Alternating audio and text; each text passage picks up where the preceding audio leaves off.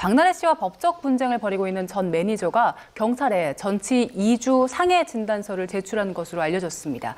재작년 8월이었습니다. 술자리에서 박나래 씨가 본인의 얼굴을 향해서 술잔을 던졌다. 그리고 멍이 들고 손이 좀 찢어졌다. 이런 주장을 하고 있거든요. 당시 어떤 상황이었습니까?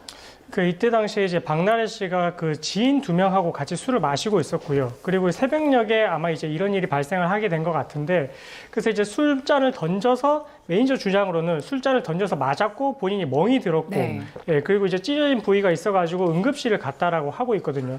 근데 이 사실관계만 들여다봤을 때는 사실 이제 특수상해죄라고 이제 볼 수 있는 부분이고, 그리고 이제 뭐 박나래 씨에 대해서 이제 매니저들이 많이 고소 고발을 했는데 그 내용 중에 있어서도 이제 특수상해 혐의에 대해서는 결국 이제 이를 입증할 수 있는 하나의 그 증거가 되는 이제 진단서를 제출을 하게 됐다라는 의미로 보시면 될 것 같고, 그래서 이 부분에 있어서는 앞으로 더 이제 조사가 이루어지게 될 테지만, 일단은 상해 진단서를 보통 이제 특수상해 피해를 입은 사람 같은 경우에는 애초에 먼저 제출을 하고 시작을 하거든요. 그래서 그런 절차적인 방법에 있어서는 초기 수사 단계에서 이제 제출할 수 있는 그런 자료를 제출을 했다, 그렇게 이해하시면 될 것 같습니다. 지금 박나래 씨는 뭐 그런 상황 자체가 없었다고 말을 하면서도, 그러니까 그 술잔을 사람을 향해서가 아니라 바닥에 던진 적은 있다, 이렇게 입장을 좀 밝혔는데, 어쨌든 지금 여러 가지 고소고발 가운데서 요번에 이 사안이 가장 좀 무거운 특수상해 혐의와 직결된다고 하는데, 이건 어떤 의미를 좀 가집니까?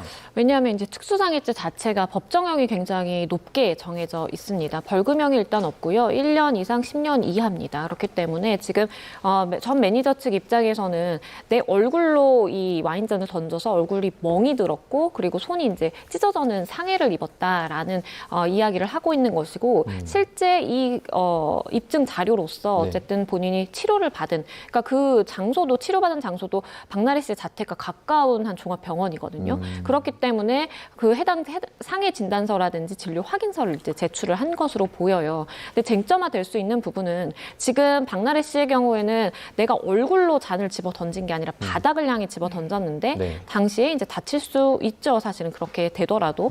그래서 그런 사실관계를 주장을 하는 것인데, 만약에 내가 이제 어떤 상해의 고의를 가지고 있지 않은 채로 바닥으로 던졌는데 이 사람이 뭐 잘못 맞아서 이렇게 다친다라든지, 그러면 고의가 아니라 이제 과실로 넘어가는 부분이 있거든요. 만약에 뭐 과실치상으로 간다라고 하면 5년 이하예요. 그렇기 때문에 이 형량 자체가 굉장히 차이가 크다라고 볼 수가 있고, 결국에는 어떠한 죄가 될 수 있는지를 판단을 하는 것은 당시 상황을 입증해 줄 수 있는 뭐 객관적인 물증이라든지 아니면 인적 증거로 가능한 것인데, 물증은 사실 뭐 집안인이 있기 때문에 뭐 CCTV나 이런 것도 없을 것으로 판단이 되고, 중요한 것은 이제 동석했던 동석자의 진술이 가장 중요하겠다라는 생각이 듭니다. 네. 그래서 경찰이 이제 지인 2명도 참고인으로 불러서 조사할 가능성도 있는 상황인 건데, 만약에 여기서 유의미한 진술이 나오지 않는다면 이 전 매니저가 주장하고 있는 특수상해 혐의 적용은 좀 어렵게 되는 겁니까?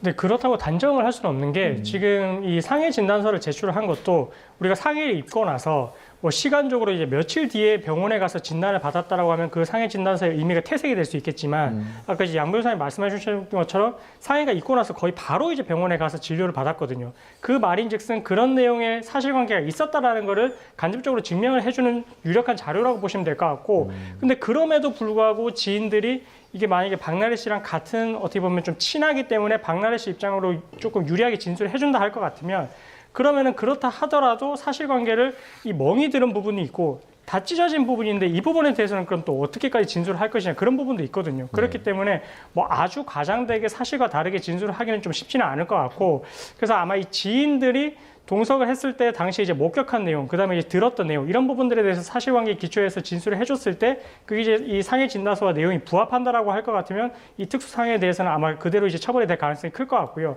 만약에 지인들이 조금 박나래 씨한테 유리한 쪽으로 진술을 해서 뭔가 조금 이런 상해가 있었던 건 맞지만, 박나래 씨가 뭐 그거를 이제 고의로 그렇게 한 것 같지는 않았다, 그냥 술이 좀 취해가지고 뭔가 이제 그 본인이 몸을 뭐 못 가눠서 이제 그렇게 이뤄진 것 같다, 이렇게 한다라고 할 것 같으면, 일단은 죄명에 대해서는 이게 고의가 있는지 과실이 있는지 여부에 따라서 다르게 판단을 해볼 수는 있겠지만, 일단은 상해가 발생했다는 그 사실관계 자체는 어느 정도 입증이 된다고 봐야 될 것 같고, 그래서 이후에 이제 이 혐의 자체가 적용될지 여부에 있어가지고 아마 지인의 진술이 조금 더 중요하기 때문에 아마 앞으로 조사가 이루어질 것 같습니다. 네.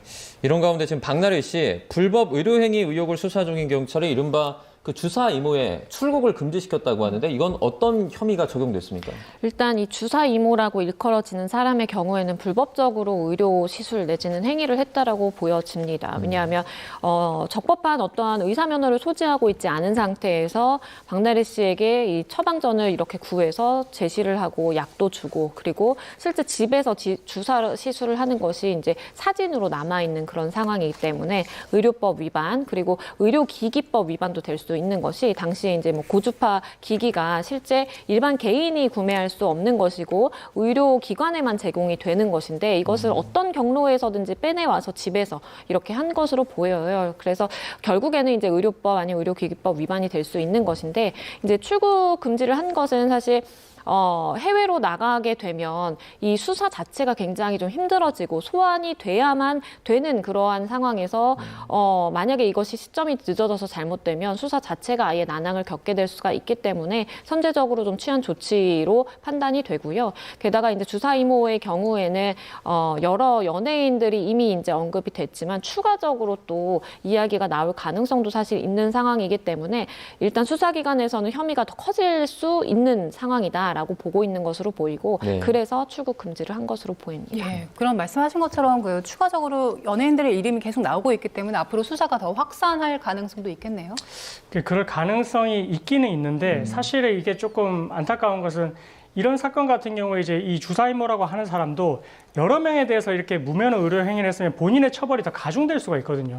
그럼 당연히 앞으로 조사를 받는 과정에서는 더 축소를 하려고 하지 이거를 더 오픈을 할 가능성이 이제 없다라고 보셔야 될 것 같고 그렇기 때문에 애초에 좀 강제 수사에 빠르게 착수를 해서 휴대폰이라든지 아니면 뭔가 다른 진료를 했다라고 볼 수 있는 그런 객관적인 자료를 조금 수집을 했어야 되는데 그런 부분들이 조금 이제 시간적으로 좀 뭔가 이제 증거를 인멸할 가능성도 좀 배제를 할 수가 없어가지고 뭐 조금 앞으로의 수사 과정에서 그런 다른 사람에 대한 진료 행위까지 했다라고 볼 수 있는 그런 진술이 나올지는 사실은 조금 의문인 것 같습니다. 네.